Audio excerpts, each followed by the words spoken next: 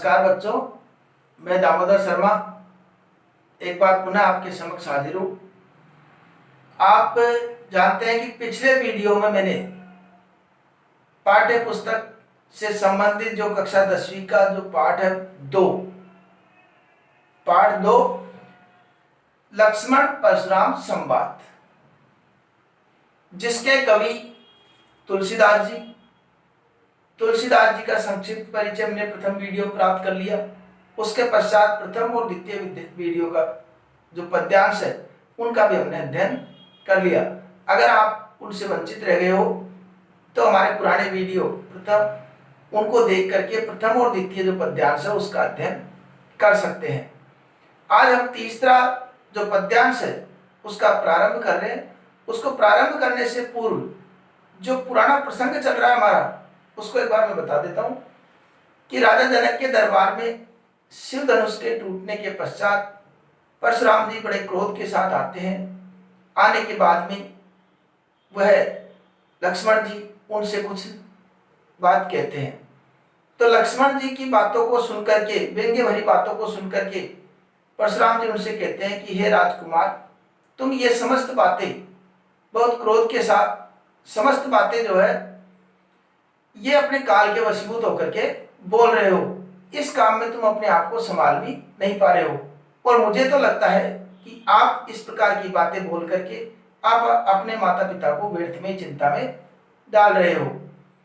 इसके पश्चात अगले पद्यांश में जो वार्ता चली थी दूसरे पद्यांश, उसमें परशुराम जी कहते हैं कि हे राजकुमार, आप मुझे शायद नहीं जानते हैं, मैं सहस्त्र बाहु की भुजाओं को तोड़ने वाला परशुराम बाल ब्रह्मचारी और अत्यधिक क्रोधी स्वभाव का हूँ।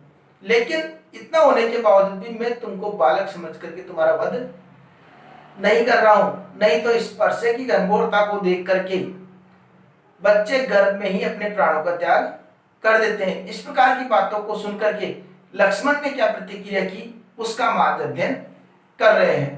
बिहसी लखन बोले मृदु वाणी। बिहसी लखन, लक्ष्मण मुस्कुराते हुए, बिहसी का मतलब मुस्कुराते हुए, बोले मृदु वाणी में बोले।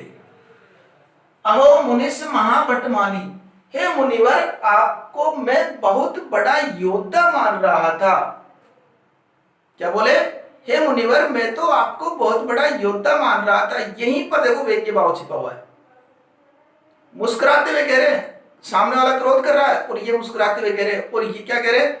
आपको मैं बहुत बड़ा योद्धा मान रहा था। क्या मतलब हुआ इसका? क्या योद्धा नहीं है वो? इसलिए व्यंग्य भाव छिपा हुआ है कि पुने पुने मोहे दिखाओ कुठारा। मैं आपको बहुत बड़ा योद्धा मान रहा था, लेकिन आप जो है बार बार पुने पुनी, यहाँ पर पुनरुक्ति प्रकाश अलंकार, बार बार एक ही शब्द की पुनः आवृत्ति हो रही है, इसलिए पुनरुक्ति प्रकाश अलंकार। मोहि देख कुठारू, मोहि देखाओ कुठारू, मुझे आप बार बार ये परसा क्यों दिखा रहे हैं? हे प्रभु, हे मुनिवर, आप मुझे बार बार ये परसा क्यों दिखा रहे हैं? चैत उड़ावन फूंकी पहाड़, और आपकी बातों से तो ऐसा लगता है जैसे कि आप फूंक से ही पहाड़ उड़ाने का प्रयास कर रहे हो। जैसे कि आप फूंक से ही पहाड़ उड़ाने का प्रयास कर रहे हो। फूंक से पहाड़ उड़ाने का मतलब मुहावरा है, और इस मुहावरे का अर्थ होता है कि फूंक से पहाड़ उड़ाना अर्थात असंभव कार्य करना। और आपकी बातों से लगता है जैसे कि आप अपनी बातों से ही सारा कार्य सिद्ध कर दोगे, जिसे फूंक से पहाड़ उड़ाने का प्रयास कर रहे हो। ये तो, लेकिन हम भी आपको बता दें, लक्ष्मण जी क्या कह रहे हैं? लेकिन हम भी आपको बता दें, यहाँ कुमड़पतिया कोई नहीं, यहाँ पर कोई कुमड़पतिया नहीं है, अर्थात कोई छुई मुई नहीं है। जे तर्जनी देख मर जाए, जो तर्जनी देख करके ही डर जाए। छुई मुई का पौधा देखा होगा आपने। छुई मुई के पौधे में हम जो ही अंगुली पास में ले जाते हैं तो तर्जनी या अंगुली जो ही पास में ले जाते हैं वो मुरझा जाती है। तो लक्ष्मण जी कहते हैं कि हम भी कोई छुई मुई नहीं है, हम कोई छुई मुई के पौधे नहीं है कि आपकी बातों को सुना तनिक और हम पराजित हो जाए, हार जाए, मर जाए, डर जाए, ऐसे हम नहीं है। ये तो देख कुठार सरासन बाना, ये तो आपके हाथों में ये कुठार देखा हमने, कुठार का मतलब परसा, आपके हाथों में ये फरसा देखा, सरासन बाना और धनुष और बाण, ये तो हमने आपके हाथ में धनुष बाण और एक परसा देखा ना। और इन सबको देख करके आपको लगा कि शायद योद्धा होंगे कोई, इसलिए हमने मैं कर चुका सहित अभिमान, इसलिए मैंने कुछ अभिमान के साथ बोल दिया। व्यंग्य है ना, बिल्कुल व्यंग्य छिपा हुआ है कि बाण, धनुष और परसा, इन तीनों को देखकर क्या समझा कि बहुत बड़े योद्धा होंगे। क्या योद्धा नहीं है वो? किसी योद्धा को इस प्रकार की बात कहेंगे तो व्यंग्य भाव तो है इसमें। तो इस प्रकार की व्यंग्यात्मक भाषा उसने बोली और कुछ अभिमान के साथ उन्होंने कहा कि ये आपके हाथ में धनुष बाण और परसा देखा तो मैंने अभिमान के साथ कुछ बोल दिया, नहीं तो। और आप कह रहे हो बालक समझ करके मैंने आपका वध नहीं किया, तो ये भी हम बता दें कि हमने भी भृगु सुत समझ जनेऊ विलोकी, भृगु का पुत्र समझ करके और ये जनेऊ देख करके, अर्थात इस जनेऊ से ये स्पष्ट हो गया कि आप ब्राह्मण कुल के हैं, इसलिए जो कुछ आपने कहा, जो कुछ कहूं, जो कुछ आपने कहा सहूं, उसको सहन किया मैंने, रिस रोकी और अपने क्रोध को रोके रखा। जो कुछ आपने कहा उसको सहन किया और अपने क्रोध को रोके रखा। क्यों? अब अपने कुल की विशेषता बताते हैं। क्या बताते हैं? अपने कुल की लक्ष्मण जी विशेषता बताते हैं कि हमारे कुल में सुर का मतलब देवता, महिषुर का मतलब ब्राह्मण, हरिजन का मतलब हरिभक्त और गाय। हमारे कुल में देवता, ब्राह्मण, हरिभक्त और गाय, चार ही, इन चारों पर कोई भी वीरता नहीं दिखाता है। हमरे कुल इन पर न सुराई, हमरे कुल में इन पर कोई वीरता नहीं दिखाता है। क्यों नहीं दिखाता और फिर क्या करे? अगर इनसे सामना क्यों नहीं दिखाता है उसका उत्तर दे रहे हो कि अगर इनको बदई पाप, अगर इनका वध करते हैं तो पाप लगता है।